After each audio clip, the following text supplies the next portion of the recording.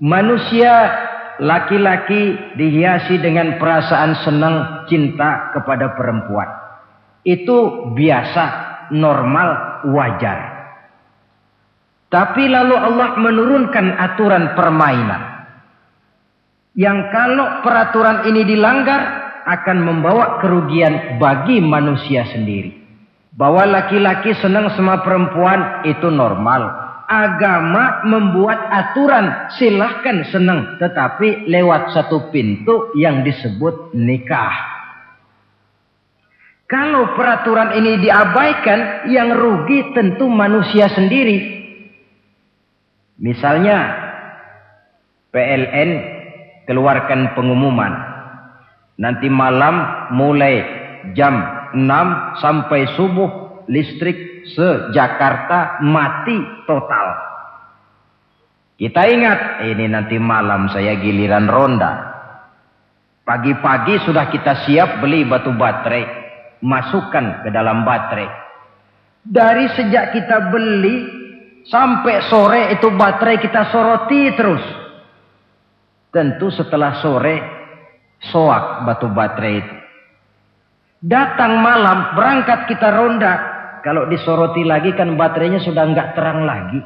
Sudah soak. Sebab apa? Belum waktunya sudah disoroti terus. Sekarang kalau ada orang belum masuk pintu pernikahan, nafsu seksualnya diobral terus. Itu kan sama juga belum datang malam baterainya sudah disoroti terus. Nanti masuk pernikahan soak. Berhadapan dengan istrinya barangkali sudah nggak bisa apa-apa, cuma nyengir saja. Yang rugi manusia sendiri. Itulah sebabnya Allah lalu mengatur bahwa laki senang sama perempuan lewat satu pintu yang disebut dengan nikah. Maka pada pertemuan kali ini kita akan bicara tentang nikah dalam Islam. Saya bagi kepada 3 masalah pokok saja. Pertama, pengertian dan kedudukan nikah menurut Islam. Yang kedua, motivasi pernikahan. Karena apa orang itu seharusnya melakukan nikah. Dan yang ketiga, membina rumah tangga bahagia menurut contoh Rasulullah sallallahu alaihi wasallam. Hadirin yang saya hormati, kita mulai dengan yang pertama, pengertian nikah. Dalam kehidupan sehari-hari ada 2 kata yang sering kita gunakan, kawin dan nikah. Kalimat kawin kelihatannya dipergunakan oleh semua makhluk hidup. Lain dengan nikah, ini hanya digunakan khusus untuk manusia muslim. Makanya kita sering dengar orang bilang, kucing kawin, ayam kawin, kambing kawin, dan belum pernah kita dengar ada ayam nikah atau kucing nikah. Sebab apa? Nikah ini cuma dipakai oleh makhluk bernama manusia yang muslim. Apa pengertian nikah? Seorang tokoh, Abi Yahya Zakaria Al-Ansari, di dalam kitab Fathul Wahhabnya menjelaskan, an-nikahu aqdun yatadammanu ibahatal wat'i bilafzi inkahin au nahwihi. Nikah adalah akad, yaitu ijab dan qabul. Yang akad ini menjamin dibolehkannya pergaulan bebas antara laki-laki dan perempuan. Jadi kalau sementara anak muda kita beranggapan bagaimana Islam ini kolot, masa laki-laki tidak boleh bergaul dengan perempuan, itu anggapan salah. Islam bukan saja tidak melarang, malah menganjurkan laki-laki bergaul dengan perempuan sebebas-bebasnya. Sepanjang pergaulan itu bisa dipertanggungjawabkan baik menurut hukum negara, lebih-lebih menurut hukum agama. Coba orang kalau sudah akad, sudah ijab qabul, ada saksi, ada wali, selesai itu dia masuk ke dalam kamar berdua, bergaul di situ sebebas-bebasnya, itu saya kira 100% halal. Tidak perlu lagi orang curiga, tidak perlu lagi sembunyi-sembunyi. Kenapa? Ini bentuk pergaulan yang bisa dipertanggungjawabkan. Kalau tidak, dengan dalih new morality, kebudayaan modern, lalu melakukan yang disebut free love, free sex, samen liven, hidup bersama tanpa nikah alias kumpul kebo. Dan saya kira itu kebo cuma mewakili saja. Artinya begitulah kalau binatang itu kumpul. Sebab kumpul kucing pun saya kira begitu, kumpul ayam pun begitu. Kebo cuma mewakili binatang dalam kalimat itu.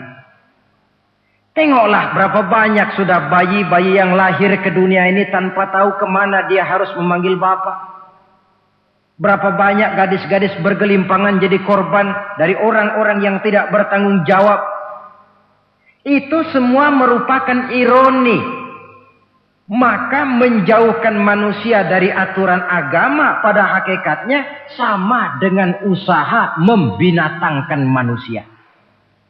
Bahkan kalau manusia sudah jauh dari aturan agama, sanggup berbuat lebih buas daripada binatang.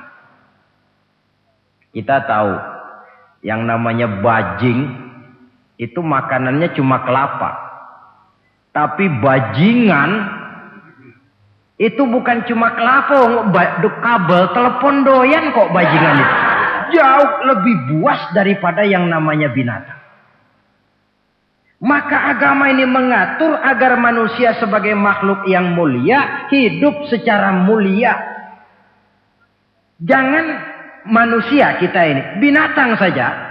Kalau saudara ada yang punya kucing di rumah,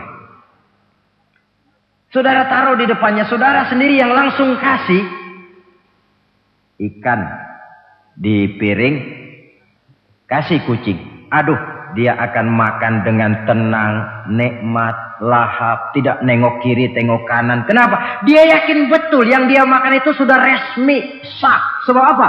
Tuan rumah yang kasih. Tapi kalau si kucing ngambil sendiri di dapur, mencuri dia, setelah dapat dia bawa lari, makan pun tidak tenang. Kenapa? Mesti nengok kiri, nengok kanan. Rupanya instingnya pun bekerja. Ini bukan hak saya mencuri. Saudara-saudara, tengok orang yang sudah terlibat dalam pergaulan suami istri yang sah. Itu kan gak perlu tengok kanan, tengok kiri. Gak perlu takut-takut. Kenapa? Sudah sah. Tapi kalau yang bukan istrinya, wah itu bu, sudah seperti kucing nyolong ikan, tengok kiri, tengok kanan, tidak pernah mengalami ketenangan. Itu selintas pengertian nikah. Lalu bagaimana kedudukan nikah menurut Islam? Ternyata nikah dalam pandangan Islam tidak cuma sekedar untuk memenuhi kebutuhan biologis manusia. Tidak cuma sekedar untuk memperkembangbiakkan keturunan. Tidak cuma sekedar untuk mendapat ketenangan hidup. Lebih tinggi daripada sekedar itu, nikah dalam pandangan Islam ibadah. Jadi kalau kita ditanya, Pak, ibadah apa yang paling enak dalam Islam? Jawabannya jelas, nikah. Begitu enaknya ibadah yang namanya nikah ini, sampai yang sudah pernah pun pengen ulangan. Namanya ibadah. Tetapi tentu ada konsekuensi. Oleh karena nikah ibadah, dan semua ibadah dalam Islam tidak boleh dikerjakan setengah hati atau main-main. Sholat ibadah, tidak boleh main-main atau setengah hati atau coba-coba. Puasa ibadah, tidak boleh main-main, setengah hati atau coba-coba. Dan oleh karena nikah pun ibadah, punya nilai sakral, juga tidak boleh main-main, setengah hati atau coba-coba. Dus nikah eksperimen tidak dikenal dalam Islam. Mas, saya dengar sampean sudah nikah ya? Iya mas, saya cuma nyoba saja kok ini kok. Kalau enak terus, enggak ya bubar. Ini tidak ada nikah eksperimen. Sebab dia punya nilai sakral yang bermotifkan ibadah. Itu pengertian dan kedudukan nikah. Lalu apa motivasi suatu pernikahan? Karena apa seharusnya orang nikah itu? Apa landasannya?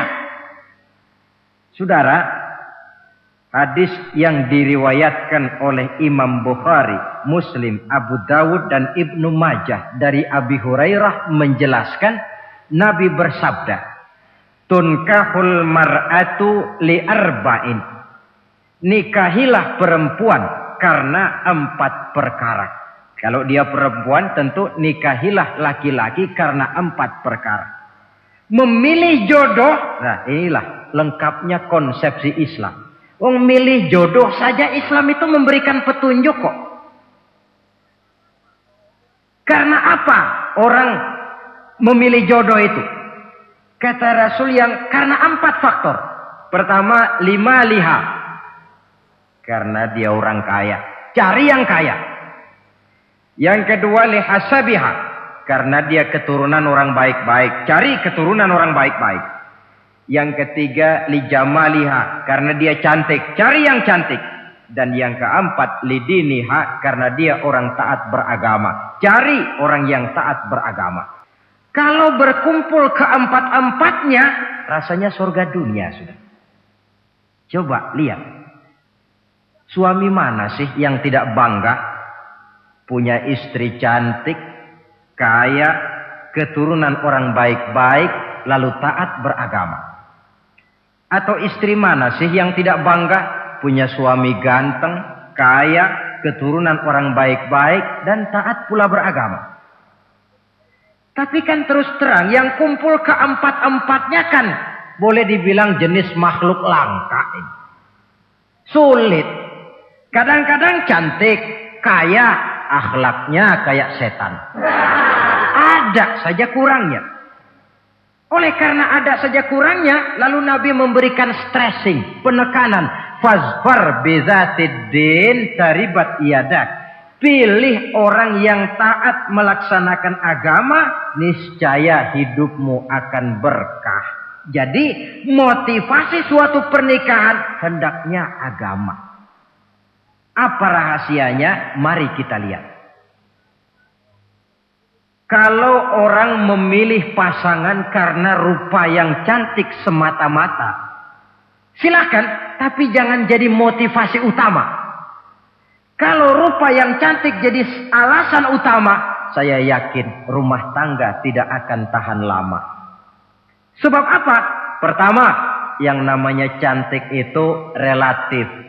Artinya bergantung siapa yang memandang. Yang menurut saudara cantik, menurut saya belum tentu cantik. Yang kata saya cantik, menurut saudara barangkali itu yang jelek. Relatif. Saya kalau ditanya orang, Ustadz siapa perempuan paling cantik di dunia ini? Tentu saja saya jawab istri saya. Apa saudara lalu protes? Salah Ustadz, yang cantik istri saya bukan istri Ustadz. Saya bilang masa bodoh saya nggak ngurusi istri sampean. Cantik itu relatif. Sehingga di kalangan para ahli cinta, ahli cinta, sampai sekarang masih jadi perdebatan. Sebenarnya cantik yang bikin orang jatuh cinta, apa cinta yang membuat orang jadi kelihatan cantik? Dua-duanya bisa terjadi. Mungkin karena cantik orang jatuh cinta, dan bisa juga karena sudah kadung cinta orang kelihatannya jadi cantik. Tapi yang jelas cantik relatif. Yang relatif tidak bisa dijadikan sandaran utama. Yang kedua, yang namanya cantik itu temporer. Artinya berubah oleh pergeseran masa dan pertukaran waktu. Sekarang dia cantik, of course. Sedang sweet 17-an, sedang honeymoon, sedang bulan madu, sedang pengantin baru. Tentu saja cantik. Punya dia anak 1, kecantikan mulai menurun. Punya dia anak 2, kulit mulai keriput. Punya dia anak 3, apalagi tak pandai bersolek. Sudahlah onderdil mulai pada copot. Kalau rumah tangga didasarkan kepada rupa yang cantik saja, selesailah rumah tangga sampai di situ. Yang ketiga, di atas langit rupanya masih ada langit lagi. Di atas yang kita anggap cantik, rupanya masih ada yang lebih cantik. Kalau cantik yang kita kejar, kita akan jadi petualang yang pindah dari perempuan satu ke perempuan yang lain. Cinta bajak laut namanya. Di mana kapal berlabuh, di sana cinta mendarat. Saudara hadirin yang saya hormati, padahal sate dengan singkong itu kan bedanya cuma di tenggorokan. Kalau sudah masuk ke dalam perut, kenyangnya barangkali sama. Malah barangkali besok pagi kalau keluar lebih tidak enak baunya sate itu daripada singkong. Makanya orang kalau sudah nikah oleh Nabi dipesan, apabila kamu di jalan melihat perempuan yang membuat kamu kagum, cepat-cepatlah pulang ke rumah. Sebab apa? Sebab yang perempuan cantik di jalan kau lihat itu punya, istrimu juga di rumah punya. Gak percaya cobalah pulang, akurin, sama itu. Silahkan cari yang cantik tapi jangan dijadikan motivasi utama. Yang kedua, kalau perkawinan pernikahan cuma karena harta, silahkan cari yang kaya. Tapi kan harta itu kata Imamul Ghazali, al-mal zillun zail. Harta bagaikan bayangan. Sore di sebelah barat, tengah hari di tengah, sore pindah ke sebelah timur. Hari ini dia kaya, besok dia bangkrut. Roda itu berputar. Kalau harta dijadikan pilihan utama, boleh jadi dalam hidup berumah tangga ada pepatah, ada uang abang disayang, tidak ada uang abang melayang. Artinya pun rumah tangga tidak akan tahan lama. Yang ketiga, kalau karena keturunan, persilahkan cari keturunan yang baik-baik. Namun toh pada akhirnya orang diajarkan bahwa kita ini mau besar atau tidak, bukan dengan jalan menyempeng kepada kebesaran orang lain, tetapi ditentukan oleh kepribadian kita sendiri. Sekarang kalau karena agama, Nabi berikan penekanan fazfar bidzatid din taribat yadak. Pilih orang yang taat beragama, niscaya hidupmu akan beruntung. Apa rahasianya? Tidak lain rumah tangga Rasulullah sallallahu alaihi wasallam. Yang ini artinya kita sudah masuk kepada bagian ketiga, bagaimana membina rumah tangga bahagia menurut contoh baginda Nabi. Saudara, bagaimana sih rumah tangga Rasul itu? Kelihatan dari dua ucapannya. Pendek, singkat, tapi punya pengertian filosofis yang mendalam. Dua kalimat saja beliau bilang tentang rumah tangganya, yaitu baiti jannati, rumah tanggaku laksana sorga bagiku. Bayangkan, kalau seorang suami sudah mampu berkata macam begitu, bahagia hidupnya. Ini barangkali tantangan buat kita semua. Mampukah kita di rumah tangga berkata semacam perkataan beliau tadi? Baiti jannati, rumah tanggaku laksana sorga bagiku. Padahal dari sejarah kita baca, Rasul itu rumahnya kecil. Tidurnya di atas pelepah daun korma. Sampai berbekas di pipinya. Sarapan paginya seteguk zam-zam, sepotong roti, kadang-kadang 3 butir korma. Tempat tidurnya bukan alga spring bed atau Dunlop pillow macam kita punya. Di rumahnya tidak ada mebel spaghetti model yang lagi ngetop-ngetopnya. Entah di tengah rumah macam itu, beliau sanggup berkata, baiti jannati. Kenapa kita yang hidup di zaman di mana fasilitas mestinya lebih menunjang, kok malah banyak yang berkata sebaliknya? Baiti nari, rumah tanggaku laksana neraka bagiku. Padahal dilihat dari segi materi, rumahnya bertingkat, mobilnya serba berkilat, uangnya banyak berlipat-lipat, istri pun cantik memikat, kadangkala boleh jadi jumlahnya 4. Tapi tiap hari kiamat. Kenapa ini? Marilah kita lihat. Ternyata rumah tangga Rasul itu motivasinya tidak lain agama. Agama menuntun suami dan istri masing-masing untuk tahu kewajiban dan tahu haknya. Kalau kewajiban sudah dilaksanakan, lalu hak diberikan, akan timbul pengertian, understanding. Kalau sudah ada saling pengertian, akan timbul ketenangan, feeling of security. Dan ketenangan tangga utama untuk mencapai yang disebut bahagia. Itu sebabnya hakikatnya membicarakan rumah tangga yang berdasarkan agama tidak lain adalah bagaimana seharusnya seorang suami melaksanakan kewajibannya dan seorang istri melaksanakan tugasnya. Artinya kewajiban suami itu apa? Kewajiban istri itu apa? Kewajiban istri hak suami, kewajiban suami hak untuk istrinya menurut tuntunan dan tuntutan agama.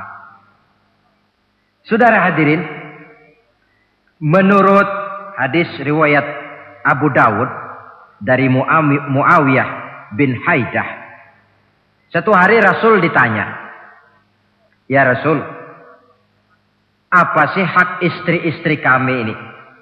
Artinya kewajiban kami sebagai suami ini apa?" Rasul menjawab, pertama,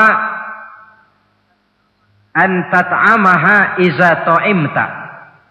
Kau beri istrimu makan sebagaimana engkau makan. Kewajiban seorang suami yang pertama. Kewajiban yang menyangkut masalah pangan. Di sini rumah tangga berfungsi sebagai pengatur ekonomi. Seorang suami yang adil, makanan yang dia makan sama dengan makanan yang dimakan oleh istrinya. Adalah zalim seorang suami. Kalau punya duit dia mampir di restoran, dia makan yang enak-enak, opor ayam, rendang telur, gulai, kare dan sebagainya. Istrinya di rumah cuma toge sama kangkung tiap hari. Istri berhak nuntut karena itu hak dia. Nah, saudara hadirin, tetapi seorang istri pun kalau sudah diberikan nafkah oleh suaminya untuk mengatur makanan, dia harus pandai mengaturnya dengan sebaik-baiknya.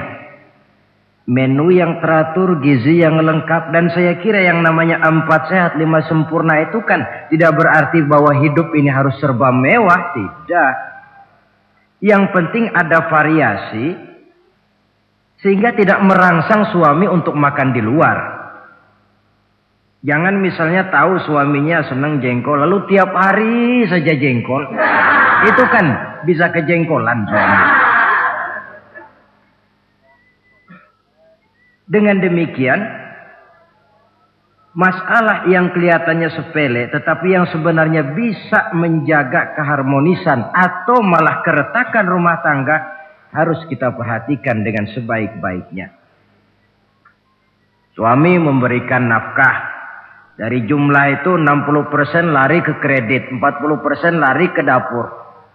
Tentu pada akhirnya sang suami akan merasa curiga. Padahal barangkali istrinya pun berniat baik. Cuma hanya tidak ada keterbukaan di dalam mengurus masalah-masalah yang berhubungan dengan dapur. Inilah kewajiban yang pertama dari seorang suami. Kewajiban yang menyangkut masalah pangan. Lalu yang kedua, wataksuwaha izaktasaita. Engkau beri istrimu pakaian sebagaimana engkau berpakaian. Suami yang adil, pakaian yang dia pakai sama harganya dengan yang dibelikan untuk istrinya. Kecuali tentu kalau istrinya ridho. Zalim seorang suami, jikalau untuk dia misalnya dia beli pakaian yang mahal-mahal, jasnya dia pakai Switzerland wool, sarungnya Samarinda. Kalau dia pakai sepatu, belilah sepatunya. Sementara istrinya cuma pakai kain belacu saja. Kenapa mesti begitu? Sebab, saudara hadirin, istri kita sebenarnya adalah bagian daripada hidup kita. Baik dia dilihat orang, baik juga kita disebut orang. Jelek dia dipandang orang, tentu jelek juga nama kita disebut orang. Apalagi hidup bermasyarakat, kadang-kadang mulut usil itu kan sudah banyak macam ragamnya. Nah, itu siapa sih perempuan yang jalan? Kenapa? Itu pakaian yang tidak dipakai sih tidak mahal, cuma pakaiannya serasi, pantas, enak dilihat. Oh, terang saja dia kan istrinya si Meun. Nah, Meun yang sedang tidur barangkali tidak tahu apa-apa mendapat sebutan baik. Cobalah kalau istri kita semaunya saja, orang akan bilang, ah itu perempuan. Kenapa? Saya gerah ngelihatnya. Mau ke pasar cuma pakai kutang saja. Tentu suami pun akan mendapat sebutan yang tidak baik. Cuma sang istri kalau sudah dibelikan pakaian oleh suami, termasuk alat-alat kecantikan di dalamnya, pakaian itu tentu dipakai niat pertama adalah untuk menyenangkan hati suami. Seorang istri yang memakai bedak untuk menyenangkan suami, misalnya tiap polesan bedak ada pahalanya. Dia pakai lipstik untuk menyenangkan hati suaminya, tiap goresan lipstik ada pahalanya, bernilai ibadah. Ini kewajiban yang kedua. Yang ketiga, wala tadribil wajha. Kalau marah, jangan memukul muka. Maksudnya apa ini? Kewajiban memberikan perlindungan. Sehingga si istri merasa ada tempat dia mengadu. Ada tempat dia melarikan persoalan. Ada tempat dia bergantung. Kalau marah jangan memukul muka. Dan memukul itu pun upaya terakhir. Kalau tidak bisa dengan kata yang lemah lembut, agak sedikit keras katanya. Kalau dengan kata yang keras tidak juga bisa pisah tempat tidur. Kalau memang tidak bisa juga dengan pukulan yang tujuannya bukan untuk menyakiti, tetapi untuk mendidik. Allah tadribal wajha. Kalau marah jangan memukul muka. Dan memukul pun bukan jalan pertama, tapi upaya terakhir dengan tujuan bukan untuk menyakiti, tapi untuk mendidik sang istri. Kewajiban untuk memberikan perlindungan. Yang keempat, wala tuqabbih. Jangan memburuk-burukan istrinya. Kewajiban menjaga nama baik. Sebab apa? Dalam satu bahasa yang indah, Al-Quran menjelaskan bahwa suami istri itu laksana pakaian. Hunna libasul lakum wa antum libasun lahunna. Istri pakaian untuk suami, suami pakaian untuk istri. Lihatlah alangkah indah gaya bahasa Al-Quran ini. Diibaratkannya suami istri seperti pakaian. Apa fungsi pakaian? Pertama, pakaian itu kan jadi kebanggaan. Saya bangga memakai baju seperti ini. Saudara bangga memakai baju yang saudara pakai. Artinya seorang suami harus berusaha menjadi suami kebanggaan istri. Dan seorang istri pun harus berusaha menjadi istri yang dibanggakan oleh suaminya. Jangan yang malah kemudian disesali. Itu kan kalau sudah marah orang kadang-kadang ucapannya nggak terkontrol. Istri marah sama suami, bang, nyesel gue punya laki kayak gitu. Sudah hilang lagi kebanggaan. Kalau kebanggaan hilang, wibawa pun hilang. Kalau wibawa sudah hilang, maka rumah tangga sudah sulit untuk dipertahankan. Yang kedua, yang namanya pakaian itu kan menutup aurat. Itu tujuan pakaian yang terpenting. Artinya di sini, kalau seorang istri mempunyai kekurangan, suamilah yang menutupi. Kalau seorang suami mempunyai kekurangan, istri juga harus berusaha menutupi. Jangan kekurangan suami diceritakan di pasar umum. Atau kekurangan istri dibuka di mana-mana. Itu namanya suami istri tidak berfungsi sebagai pakaian, malah justru saling membuka aurat masing-masing. Inilah kadang-kadang penyakit ini. Kadang-kadang yang namanya perempuan dari rumah itu berangkat ngaji katanya. Sampai di pengajian apa? Suaminya diakur-akurin. Bayu bagaimana suami? Wah, suami saya payah. Dipayahkannya suaminya di mana-mana. Atau aib dan kekurangan istri diceritakan di mana-mana. Orang bertanya, gimana mas istrinya? Wah, gak maju. Loh, kenapa istrimu kan cantik? Iya, soal cantik sih iya, tapi tidurnya kok ngiler ini. Nah, ini kan nggak perlu yang macam begini ini. Tidak bisa menjaga apa yang disebut security informasi. Fungsi pakaian sebagai suami istri tidak berjalan di dalamnya. Saling menjaga kehormatan diri. Ini yang keempat. Yang kelima, wala tahjur illa fil bait. Jangan berpisah dari istri kecuali di rumah. Maksudnya begini. Kalau satu hari seorang istri suami marah kepada istrinya, tidak usah istri itu disuruh pulang ke rumah orang tuanya, ke rumah mertua lalu diusir. Tidak.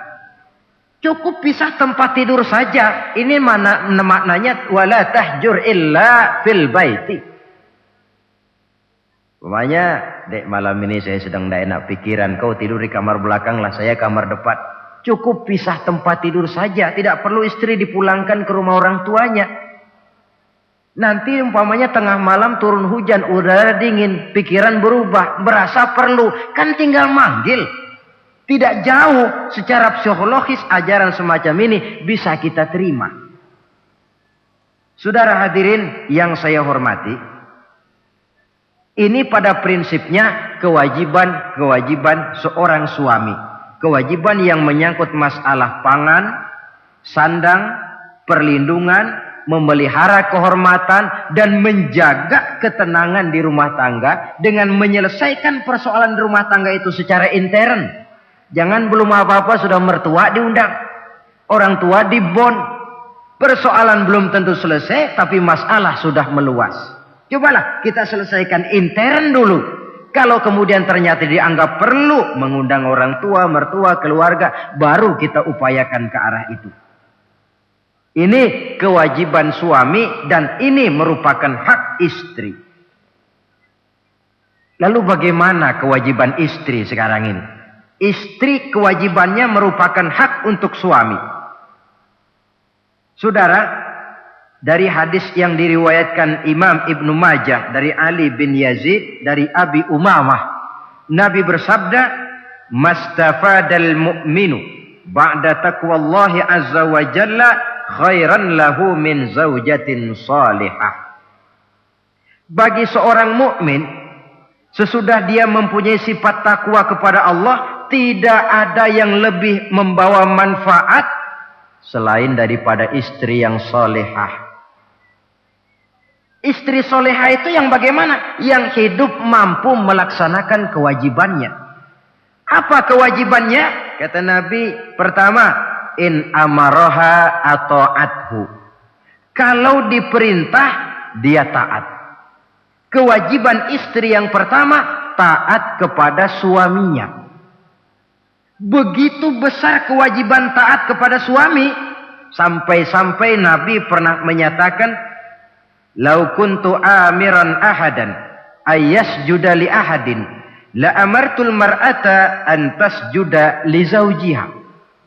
Kalau saja boleh, kata Nabi, aku memerintahkan manusia sujud kepada sesama manusia, tentu aku perintahkan istri untuk sujud kepada suaminya. Untung saja sujud kepada manusia tidak boleh.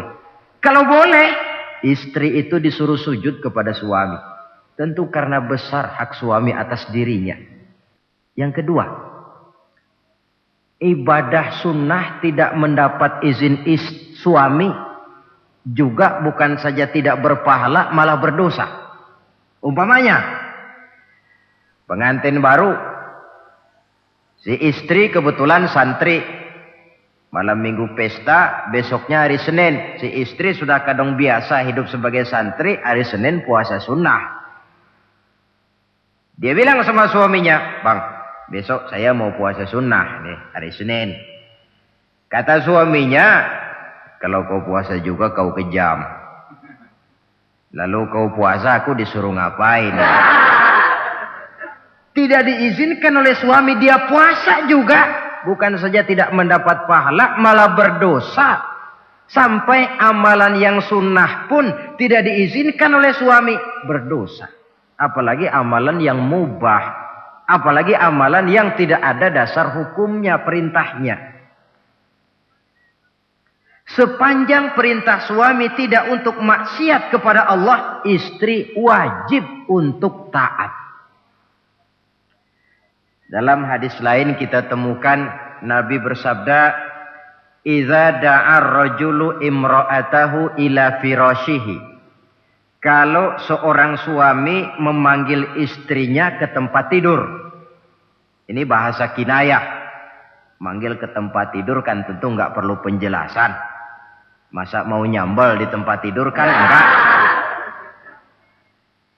Fa'abat. Si istri tidak mau. Lantaran istri tidak mau, suami jengkel. Fabata ghadbana 'alaiha. Sampai dalam jengkelnya tidur.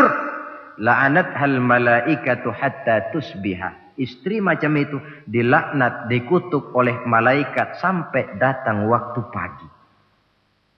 Kewajiban untuk taat.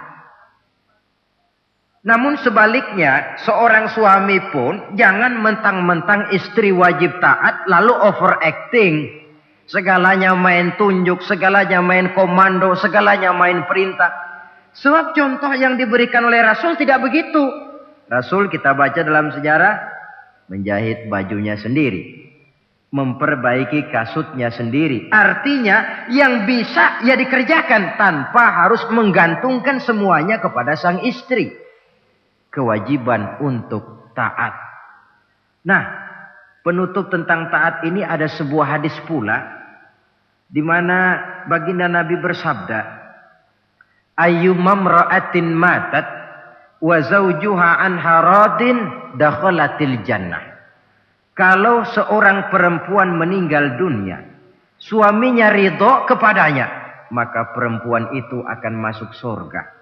Artinya, kalau seorang istri meninggal, ya dia tukang ngaji, ya tukang sholat, ya suka puasa, ya gemar sedekah, tapi meninggal suaminya tidak ridho, pintu surga belum dibukakan sampai suaminya ridho kepadanya.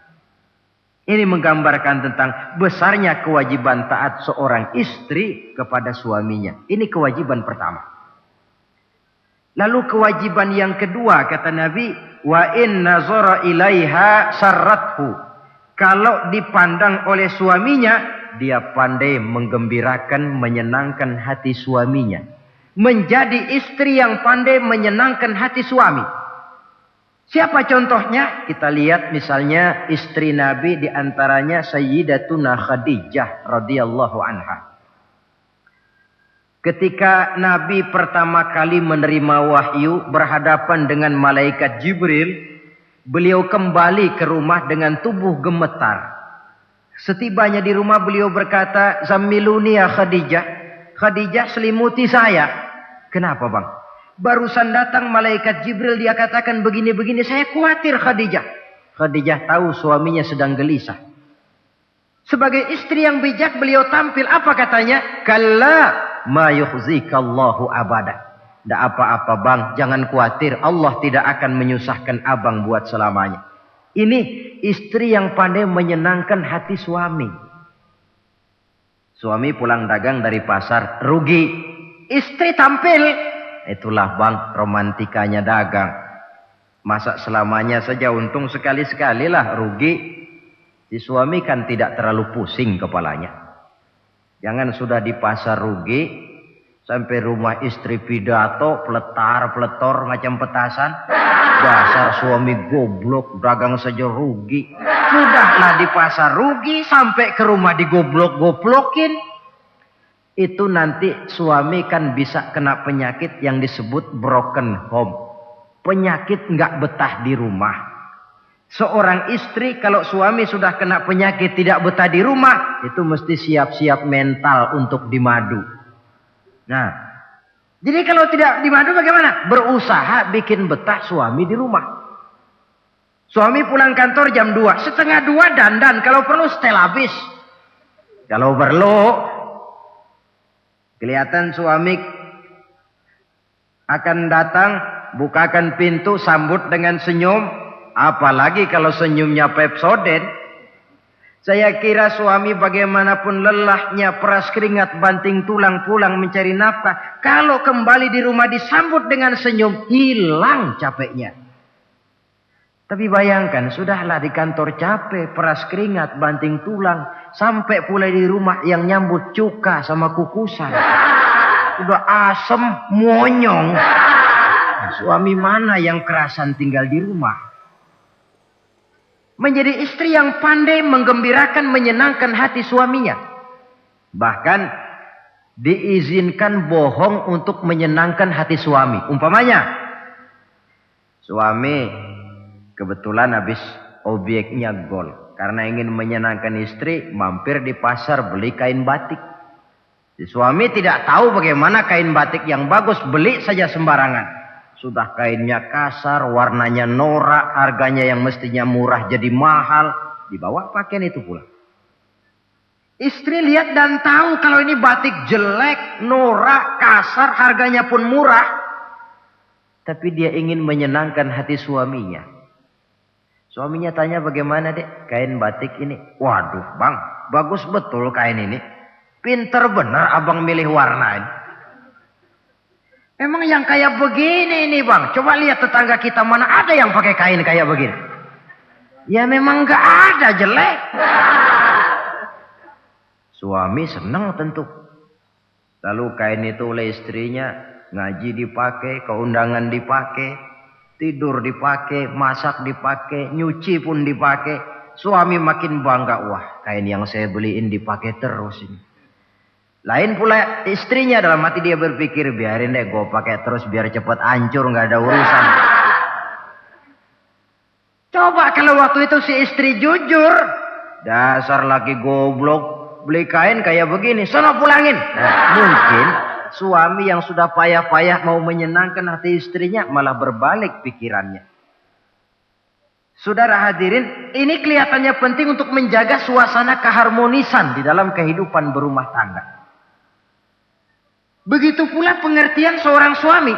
Rasul pernah pulang dari masjid agak larut malam, rupanya banyak orang bertanya. Ketuk pintu, Assalamualaikum. Sampai 3 kali tidak dibukakan pintu. Rupanya Aisyah lelap benar tidurnya. Rasul sadar beliau pulang kemalaman. Dan tahu istrinya capek bekerja di waktu siang. Asyraful Anbiya wal Mursalin ini menghormati istrinya. Salam 3 kali tak dibukakan pintu, bukan marah, malah gelar sorban di depan pintu. Di situ beliau tidur. Tengah malam Aisyah mau sholat, buka pintu, terkejut lihat suaminya tidur di depan pintu. Dibangunkan, begitu dibangunkan Rasul lebih dahulu berkata, Aisyah, maafkan saya pulang terlambat memang sebab banyak yang bertanya di masjid. Sudahlah tidur di depan pintu, begitu dibukakan, beliau dulu yang minta maaf. Sulit jadi suami semacam ini. Yang enak kalau sudah nggak dibukain pintu, istri kepulesan, lalu sekali buka pintu kan yang enak kita tunjuk jidatnya, lo tidur kayak kebo ya.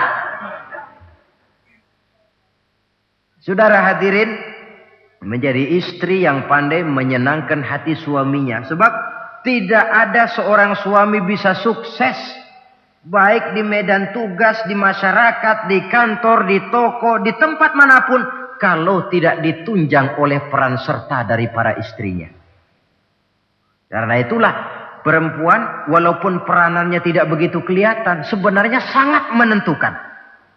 Seorang suami yang jujur, polos, lugu, sederhana, sanggup menjadi koruptor ulung karena didorong-dorong oleh istrinya.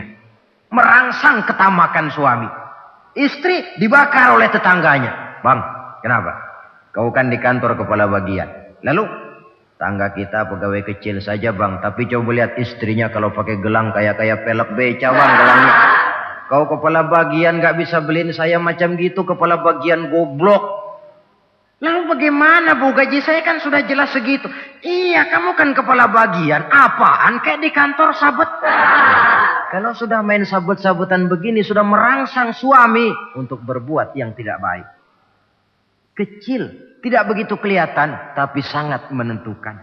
Istri yang soleh, yang bisa melaksanakan kewajibannya, yaitu pandai menyenangkan hati suaminya. Ini kewajiban istri yang kedua. Yang ketiga, wa in aqsama alaihi abarrathu. Kalau suami memberikan sesuatu, dia pandai berbakti, menjadi istri yang pandai bersyukur kepada suami. Kita ingat ketika pulang Mi'raj kan Rasul bercerita, saya dalam perjalanan itu diperlihatkan neraka, kata Rasul.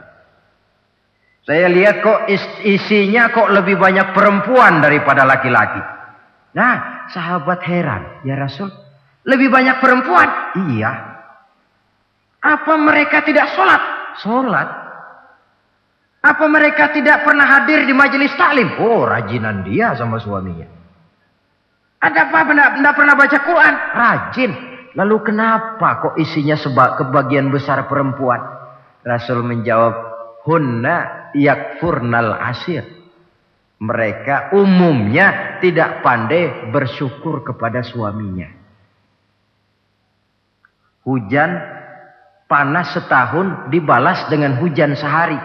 Kalau suaminya sedikit salah, sudah kehilangan pertimbangan, tertutup seluruh kebaikannya. Yang kelihatan cuma salahnya saja. Maka sebaiknya di dalam hidup berumah tangga, baik suami maupun istri itu masing-masing sedia timbangan. Kalau satu saat suami salah, istri ambil timbangan. Timbang, suami saya salahnya ini, jasanya ini. Bertahun-tahun dia hidup mencari nafkah buat saya, membelikan pakaian untuk saya, mencarikan makan untuk saya. Salahnya ini. Timbang mana lebih banyak salahnya atau benarnya. Dengan demikian kita akan bisa menghasilkan keputusan objektif. Giliran istri yang salah, suami yang ambil timbangan, ukur mana lebih banyak baiknya atau salahnya. Kalau tiap kita masing-masing punya timbangan, insya Allah nilai-nilai objektif dari suatu pertimbangan akan bisa kita temukan dalam mengambil keputusan. Istri yang pandai berbakti membalas budi daripada suaminya. Kewajiban yang keempat dari seorang istri, wa in ghaba anhu nasahathu fi nafsiha wa malihi. Kalau suami tidak ada di rumah, dia pandai menjaga kehormatan dirinya dan pandai menjaga harta suaminya. Tidak mencari kesempatan dalam kesempitan. Suami lembur, istri ngompreng. Dan pandai menjaga harta suaminya. Nah, coba lihat. Kalau seorang suami ada uang di kantongnya 100 rupiah. Ada tukang minta pengemis, istri ambilkan saja tanpa izin suaminya uang di kantong suami 100. Dia sedekahkan. Niatnya tentu baik. Si istri dapat dosa, si suami dapat pahala. Perbuatan sedekahnya itu betul, tapi mengambil uang tanpa izin suami itu yang salah. Dan ternyata salah itu lebih besar daripada pahala yang dia lakukan lantaran bersedekah itu. Kalau ini terwujud, maka suasana saling mempercayai akan tumbuh. Kalau sudah saling mempercayai, rasanya akan terwujud kedamaian dan ketenangan. Suami meninggalkan rumah dengan perasaan tenang, istri pun melepas suami dengan perasaan damai, tanpa was-was, tanpa curiga, dan sebagainya. Dan ini modal yang paling utama, mewujudkan saling kepercayaan dalam membina hidup bahagia. Saudara, jadi dengan demikian, kewajiban suami dan kewajiban istri yang merupakan bagian tidak terpisahkan dari bagaimana membina rumah tangga berdasarkan tuntunan agama merupakan hal yang dicontohkan oleh Nabi kita Muhammad sallallahu alaihi wasallam. Dengan satu kesimpulan, rumah tangga Nabi bahagia karena rumah tangga itu disinari oleh ajaran-ajaran agama. Sehingga timbul saling pengertian membawa kepada ketenangan, dan ketenangan sesungguhnya tangga utama mencapai rumah tangga bahagia. Tanpa materi orang memang sulit untuk bahagia. Tapi materi semata-mata bukan merupakan jaminan bahwa orang akan hidup bahagia. Banyak isak tangis berbunyi di rumah-rumah mewah, dan banyak sendak gurau, tawa dan canda, tawa lerai di rumah-rumah sederhana. Artinya suka dan duka, sedih dan gembira, susah dan bahagia bisa ada di gubuk reot dan bisa juga ada di rumah mewah. Ternyata bukan harta semata-mata yang menopang dan menjamin hidup itu akan bahagia. Tapi satu rumah tangga yang dipancari oleh sinar agama, di bawah naungan ridho dari Allah Subhanahu wa ta'ala. Si istri taat melaksanakan ajaran agama, suami taat, lalu anak-anak pun hidup dalam suasana yang religius. Dari sana tumbuh pancaran sinar keagamaan. Irama agama mengalun dalam kehidupan rumah tangga kita. Berfungsilah dengan demikian rumah tangga sebagai tempat di mana kita mengamalkan ajaran agama kita. Alangkah nikmat satu rumah tangga. Istri ahli ibadah, suami pun ahli ibadah, anak-anak pun terbiasa oleh lingkungan untuk hidup melaksanakan suatu ibadah. Dan keberhasilan di rumah tangga awal untuk menuju keberhasilan di masyarakat, di tempat tugas, dan di tempat-tempat lainnya. Sebaliknya, kehancuran rumah tangga akan selalu menjadi awal kehancuran karir di masyarakat, di tempat kerja, dan di tempat-tempat lainnya. Oleh karena itu, berangkat dari hal semacam inilah, maka kita berkeyakinan rumah tangga yang bahagia ialah rumah tangga yang didasarkan kepada ajaran agama. Sehingga tercapailah kebahagiaan hidup di dunia yang langsung menopang kepada kebahagiaan hidup di akhirat nanti. Nah, inilah pembicaraan kita pada pertemuan kali ini. Dengan harapan mudah-mudahan dari setiap rumah tangga muslim memancar sinar-sinar agama. Menjadi kubu-kubu pertahanan di mana kita menegakkan ajaran agama. Dan pada akhirnya nanti akan tercipta masyarakat yang agamis. Terwujudlah ketenangan, kedamaian, dan ketentraman. Mudah-mudahan ada manfaatnya. Lebih kurang mohon maaf. Wabillahi taufiq wal hidayah. Wassalamualaikum warahmatullahi wabarakatuh. Saudara kaum muslimin rahimakumullah.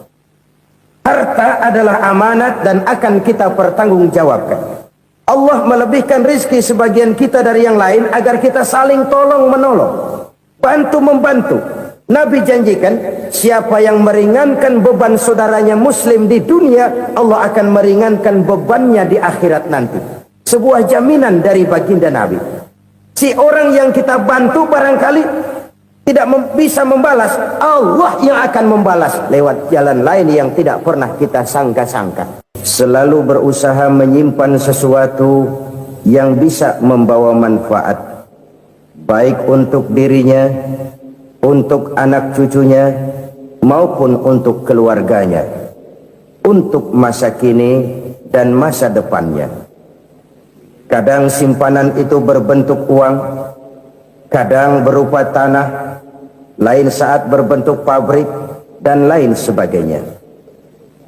Sementara masa depan yang paling pasti adalah akhirat.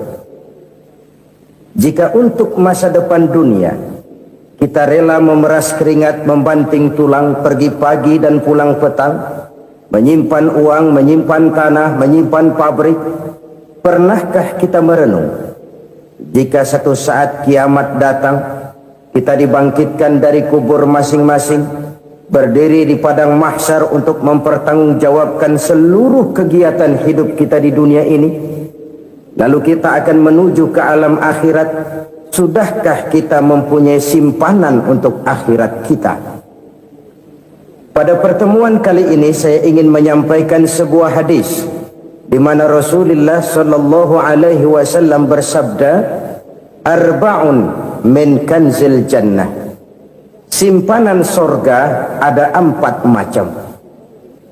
Yang pertama, ikhfa'us sadaqah, menyembunyikan sedekah.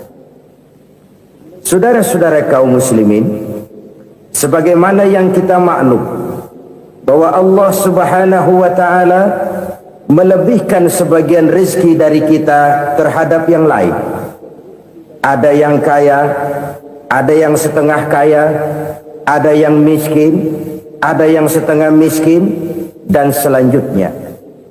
Ada yang gajinya kecil tapi penghasilannya gede. Ada yang penghasilannya gede tapi nggak punya gaji. Ada juga yang memang gajinya gede dan penghasilannya gede. Kelebihan rezeki merupakan sunnatullah. dan tidak harus membuat kita merasa lebih dari yang lain. Bahkan sebaliknya, kelebihan itu harus membuat kita ringan tangan untuk menolong mereka yang memang memerlukan pertolongan. Kalau saudara diberikan ilmu, maka pertanyaan akhirat cuma satu: ilmumu kau amalkan untuk apa? Kalau saudara diberikan umur yang panjang, pengadilan akhirat juga bertanya satu: umurmu kau habiskan di mana? Tapi kalau saudara diberikan harta, pengadilan akhirat akan bertanya dua: hartamu kau dapat dari mana, kau belanjakan kemana? Dari mananya ditanya, dan kemananya juga ditanya. Oleh karena kita akan dimintakan pertanggungan jawab, maka amanah yang bernama harta ini harus kita gunakan dengan sebaik-baiknya. Ada penggunaan yang merupakan kewajiban, itu zakat namanya. Ada penggunaan yang sewaktu-waktu, itu infak namanya. Ada yang lebih sewaktu-waktu lagi, dan itu sedekah namanya. Zakat dia terikat oleh haul dan nisab, oleh putaran batas waktu dan ukuran dari harta itu sendiri. Sedangkan infak terikat oleh situasi dan kondisi perekonomian seseorang. Sedangkan sedekah tidak terikat dengan apapun. Dalam kondisi seperti apapun kita bisa melakukan sedekah dengan yang terkecil sekalipun. Sampai-sampai Rasulullah sallallahu alaihi wasallam mengajarkan, la tahqiranna minal ma'rufi syai'an walau an talqa akhaka biwajhin talik. Atau ada hadis, tabassumuka fi wajhi akhika laka shadaqah. Senyumanmu kepada temanmu adalah sedekah. Jadi untuk melakukan sedekah tidak harus dalam berbentuk uang. Dengan ilmu kita bisa sedekah, dengan tenaga kita bisa bersedekah, dengan pikiran kita bisa bersedekah, bahkan senyum kepada teman itu pun sedekah. Jadi kalau sedekah dengan uang memang belum punya uang, nyengir aja banyakin. Itu asal pada tempatnya, jangan lalu ketemu tiang listrik cengengesan. Tentu tidak pada tempatnya dan tidak wajar. Nah, sedekah yang paling dicintai Allah adalah sedekah yang disembunyikan. Artinya jauh dari sifat riya. Kan kadang-kadang ada orang sedekah itu disebutkan namanya. Apa tidak bagus? Kalau memang niatnya ikhlas, ya bagus-bagus saja. Untuk memberikan sugesti kepada yang lain. Si Fulan bin Fulan nyumbang sekian, diumumkan. Boleh kalau niatnya untuk memberikan rangsangan kepada yang lain supaya dia menyumbang lebih besar dari orang tadi. Tapi kalau itu mendatangkan riya, maka sedekah yang paling dicintai Allah adalah sedekah yang disembunyikan. Tangan kiri saja tidak tahu apa yang diberikan oleh tangan kanan. Sedekah yang dilakukan dengan ikhlas akan merupakan perbendaharaan surga, tersembunyi dari pandangan orang lain, tidak seorang pun tahu. Karena memang sikap yang baik adalah melupakan kebaikan dan mengingat kesalahan. Itu salah satu ciri orang bahagia. Orang yang selalu mengingat kesalahannya dan berusaha melupakan segala kebaikannya. Kalau dia akan berada kebaikan, dia tidak bisa ikut, dia merasa rugi karena dia merasa belum pernah berbuat baik. Tapi kalau akan melakukan kesalahan baru, dia ingat kesalahan yang sudah-sudah, sehingga terhalang baginya untuk melakukan satu kesalahan baru. Demikianlah saudara-saudara, bahwa Allah melebihkan rizki sebagian kita dari yang lain, agar terjadi tolong-menolong dalam kehidupan ini. Jadi kesenjangan yang nature, kesenjangan yang alami, itu sunnatullah. Ada yang kaya, ada yang miskin, ada yang kelas menengah. Nah, kenapa lalu sekarang kita berusaha mengentaskan kemiskinan? Oleh karena adanya kesenjangan struktural.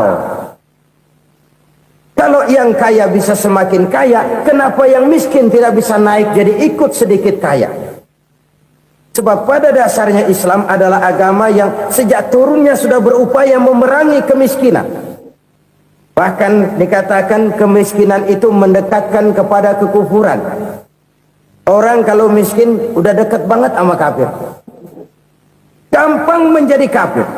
Berapa banyak saudara-saudara kita yang oleh karena soal perut, Oleh karena soal materi, terpaksa meninggalkan dan menanggalkan akidahnya, menjual petunjuk yang diberikan Allah dengan kesenangan dunia yang cuma sebentar ini. Na'udzubillah thumma na'udzubillah.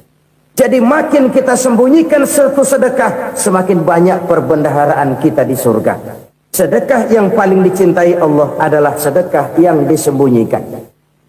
Malahan ada seorang sufi, dia punya kebiasaan kalau pergi sholat Jumat dia bawa uang, itu uang dia taruh di bawah tikar masjid. Dia niat sedekah kepada siapa saja yang nemuin itu duit. Maksudnya apa? Supaya yang nemuin nggak tahu siapa yang punya duit. Demikian dia saking ingin menyembunyikan sedekahnya. Karena sifat ria itu bisa memakan amal kita sendiri. Ria itu termasuk menyebut-nyebut kebaikan kita. Orang yang suka nepuk dada, sedikit-sedikit ngitungnya kalau nggak gua. Tuh kalau nggak gua tuh. Tuh yang belas itu kalau nggak gua, kalau nggak gua. Iya kalau nggak lu kenapa emang? Orang yang suka menepuk jasad, tuh biasanya memang begitu saudara-saudara. Kalau perang lagi berkecamuk, orang nggak sempat ngaku jadi pahlawan. Tapi begitu perang selesai, yang kagak kenal bedil ngaku pahlawan, mas. Itu sesuatu yang biasa. Oleh karenanya, orang-orang yang ikhlas dalam bersodako, disembunyikannya sodako itu, Allah cinta betul. Malahan ada hadis memberikan jaminan, inna sodaqatal mar'il muslimi tazidu fil umri wa tadfa'u mitatas su'i. Sesungguhnya sedekahnya seorang mukmin tazidu fil umri, bisa menambah umur panjang, wa tadfa'u mitatas su'i, dan menyelamatkan manusia dari mati secara su'ul khatimah. Jadi siapa yang kepengen panjang umur, banyaklah sedekah. Yang bosan hidup, pelit terus. Sedekah menambah panjang umur dan menyelamatkan manusia dari mati secara su'ul khatimah. Pak, katanya umur itu nggak bisa ditambah, nggak bisa dikurangin. Kapan? Kalau ajal sudah datang. Wa idza jaa ajaluhum la yastakhiruna sa'atan wa la yastakdimun. Kalau ajal datang tidak bisa dimajukan, tidak bisa dimundurkan. Itu kalau ajal sudah datang. Tidak bisa lagi umur ditambah dikurangi, sudah datang. Tapi kalau belum datang, itu kan haknya Allah. Mau ditambah, mau dikurangi, hak prerogatif Allah. Sebagai pencipta manusia, Allah maha kuasa dan maha mampu. Sedekah ini menambah panjang umur dan menyelamatkan manusia dari mati secara su'ul khatimah. Itu orang mati kan sama ya, kondisinya mati, nggak nafas. Tapi hakikat mati kan lain-lain. Ada yang mati itu husnul khatimah, baik akhirnya. Misalnya lagi ngaji mati, lagi sholat mati, lagi sedekah mati. Ini yang dinamakan dengan husnul khatimah, baik di akhirnya. Sebaliknya ada yang su'ul khatimah, jelek di akhirnya. Ini yang jadi catatan akhir. Lagi nyekek botol, mampus. Lagi banting kartu, modar.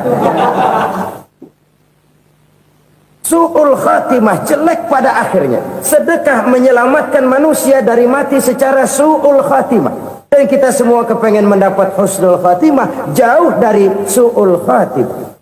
Oleh sebab itu yang bisa menyelamatkan kita dari penyakit itu antara lain adalah sedekah yang disembunyikan, yang dikerjakan dengan ikhlas karena Allah, tidak karena kepengen dipuji orang, tidak karena ingin dikatakan orang pemurah. Sebab orang dermawan itu orang yang memberi tanpa harus diminta. Kalau masih harus diminta, ya belum dermawan namanya, masih harus diminta. Kalau nggak diminta ya tulus, lolos, polos. Saudara-saudara kaum muslimin rahimakumullah, harta adalah amanat dan akan kita pertanggungjawabkan. Allah melebihkan rizki sebagian kita dari yang lain agar kita saling tolong menolong, bantu membantu. Nabi janjikan, siapa yang meringankan beban saudaranya muslim di dunia, Allah akan meringankan bebannya di akhirat nanti. Sebuah jaminan dari baginda Nabi. Si orang yang kita bantu barangkali tidak bisa membalas, Allah yang akan membalas lewat jalan lain yang tidak pernah kita sangka-sangka. Ada orang tanya, Pak, ini ada orang nyumbang masjid sambil marah-marah, bagaimana? Saya bilang, sumbangannya aja ambil, marahnya jangan. Marahnya jangan diambil, itu urusan dia. Saudara-saudara kaum muslimin rahimakumullah, umat Islam ini kan umat yang punya potensi besar. Kadang kita merenung, kenapa kadang-kadang pembangunan masjid kok lambat sekali? Kalau hotel hari ini peletakan pertama, bulan depan peresmian. Supermarket hari ini peletakan batu pertama, minggu depan peresmian. Tapi kalau sudah yang namanya masjid, kadang-kadang peletakan batu pertama sekaligus jadi batu terakhir. 3 tahun, 4 tahun, campur nebar jalak di jalanan, duit dijaring kayak ikan sepat. Apa tidak ada orang Islam yang kaya? Banyak. Apa tidak ada pengusaha muslim yang jadi konglomerat? Ada. Lalu yang belum banyak itu yang komit terhadap nilai-nilai agamanya. Akhirnya kita jatuh jadi umat yang lemah. Belum ada pengusaha konglomerat muslim buka pabrik supermi cap bedug misalnya umpamanya atau pabrik kecap cap sorban supaya identitas keislamannya sedikit kelihatan. Kita jatuh jadi umat yang lemah karena potensi tidak terinventarisir dengan baik. Kita ini ibarat kompor yang cuma matengin nasi orang lain. Potensi kita dimanfaatkan oleh orang lain. Ukhuwah Islamiyah kita baru terbatas kepada silaturahmi. Ukhuwah di bidang ekonomi kita lemah, ukhuwah di bidang kebudayaan kita lemah, apalagi ukhuwah di bidang politik kita lebih rapuh lagi. Padahal ukhuwah itu adalah totalitas kehidupan manusia, menyangkut ipoleksos bud, memerlukan nilai-nilai ukhuwah. Jadi oleh karena itu mari kita menyadari, di dalam harta kita, walaupun kita yang cari, pergi pagi, pulang sore, peras keringat, banting tulang, di sana ada harta anak yatim, di sana ada hak masjid, di sana ada hak pesantren, di sana ada hak jihad. Berbahagialah seseorang apabila dia oleh Allah dijadikan keran. Keran itu menyimpan air, tapi tidak untuk dirinya, tapi disalurkannya kepada mereka yang memang memerlukannya. Saudara-saudara kaum muslimin rahimakumullah, ini yang pertama. Jadi perbendaharaan surga adalah menyembunyikan sedekah. Orang lain nggak tahu, kita pun nggak pernah ngitung-ngitung. Kita anggap lewat begitu saja, padahal itu deposit akhirat. Satu. Yang kedua, perbendaharaan surga itu apa? Wa kitmanul musibah, menyembunyikan kesulitan. Kadang orang takut menghadapi kesulitan, tapi makin kita merenung, hidup ini kan sebenarnya urusan. Takut sama urusan, ya jangan hidup. Tandanya orang hidup itu kalau punya urusan. Urusan melupakan problem sering menimbulkan kesulitan. Kesulitan bukan untuk ditakuti, tapi untuk diatasi dan dicarikan jalan keluarnya. Siapa sih orangnya yang nggak pernah sulit-sulit? Makin tinggi status sosialnya, makin gede urusannya. Makin tinggi kualitas imannya, makin berat tingkat kesulitannya. Cuma memang yang namanya enak itu seperti pelangi. Biang lala itu nggak pernah di atas kepala kita, di atas kepala orang melulu. Lo sih enak lo, kata kita. Dia juga bilang yang enak kan lo. Pelangi itu nggak pernah di atas kepala kita. Kata tukang beca, aduh enak ya naik Mercy. Kata tukang beca, apa yang di dalam mobil Mercy? Aduh enak bener tukang beca, di jok ngeringkuk ngorok pulas bener. Saya kamar pakai AC sejuk, tempat tidur sutra empuk, alga spring bed, gula kulik nggak bisa pulas kalau belum minum Valium, belum tidur. Enak bener tukang beca, di jok ngorok nggak tahu wetan kulon. Si tukang becak bilang yang di Mercy enak, yang di Mercy bilang tukang becak enak. Inilah enak. Nggak pernah di atas kepala kita. Di atas kepala orang lain melulu enak itu. Nah, saudara-saudara, yang merupakan perbendaharaan surga itu orang yang bisa menyembunyikan kesulitan, baik pribadi ataupun rumah tangga. Nih terutama rumah tangga yang jadi soalnya. Kadang-kadang kita ini kalau senang, sebaliknya kalau senang kita diam, kalem aja, cuek. Banyak banget duit kita, bawaan diam aja udah. Malah ketemu orang takut. Tapi begitu susah, sekampung tahu. Padahal Nabi mengajarkan perbendaharaan surga itu menyembunyikan musibah, menyembunyikan kesulitan. Kalau enak, cerita sama orang-orang. Kalau nggak enak, rasain sendiri, tekan sendiri, atasin sendiri. Kita kan sebaliknya. Senang kita diam, asal lagi susah, paling tidak kita nyari teman buat cerita kesusahan. Siapa orangnya yang nggak pernah susah? Cuma soalnya bagaimana kita mengatasi kesusahan itu sendiri. Begitu juga misalnya kalau orang sudah berumah tangga, itu orang tuanya harus menjadi tempat dia cerita yang enak-enak saja. Yang nggak enak rasain berdua, selesaikan berdua, atasin berdua. Jangan dibalik. Asal senang diam, giliran susah saja. Maknya laporan. Terbalik, bisa menjaga security informasi. Maka nama bayam keluar diam, malah seluitan. Enak amat lo makan daging ayam. Security informasi. Saudara-saudara kaum muslimin rahimakumullah, ujian yang terberat itu yang pernah diberikan kepada para nabi, para rasul, para aulia, para ulama. Makin tinggi keimanan, makin berat bentuk kesulitan. Ayo saya kemukakan satu contoh saja. Ada seorang nabi yang kaya, nabi kaya, namanya Nabi Ayub. Iblis kalau orang begini kan keki, ibadahnya rajin, kaya. Nih yang kayak begini susah digodain.